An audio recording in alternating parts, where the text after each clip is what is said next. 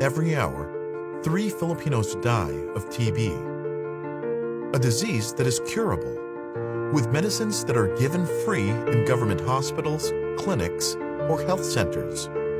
And yet, the Philippines has the highest TB incidence rate in Asia, with 554 cases per 100,000 people in 2019. It is one of the 30 countries with the highest burden of TB in the world, a standing so alarming that you are even asked if you ever had TB when moving to another country, a standing so alarming that the Philippine government pledged to find and start on treatment 2.5 million Filipinos with TB by the end of 2022. Only by finding and treating as many Filipinos with TB can we set ourselves on track to a TB-free Philippines.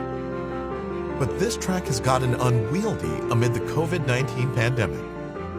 As countries responded to the COVID-19 threat, other health programs like TB care and prevention were sidetracked. In 2020, the number of new and relapsed TB cases notified to the Department of Health has dropped by approximately 35% from 2019 data as community quarantine measures restricted mobility and limited access to health facilities. Filipinos with TB symptoms like 2 weeks or more of coughing, unexplained fever, weight loss, or night sweats are unable to seek immediate care. A modeling study estimates that if TB services remain severely disrupted, more than 100,000 Filipinos may die of TB in the next 5 years. The clock is ticking. We need to get TB care back on track.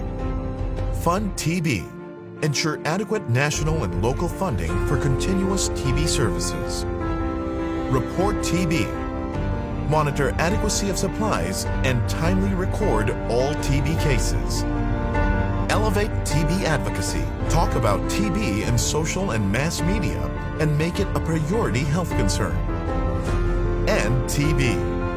Resume case-finding initiatives as soon as possible and ensure treatment completion and adherence of persons affected by TB. Let us address the old and long-time TB burden as seriously as we have faced a new and emerging disease threat, with focus and urgency.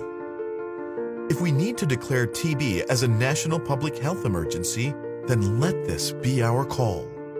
Let not the next second, minute, or hour be the last of another Filipino with TB. Instead, let the next second, minute, or hour be the chance for a Filipino to live TB-free.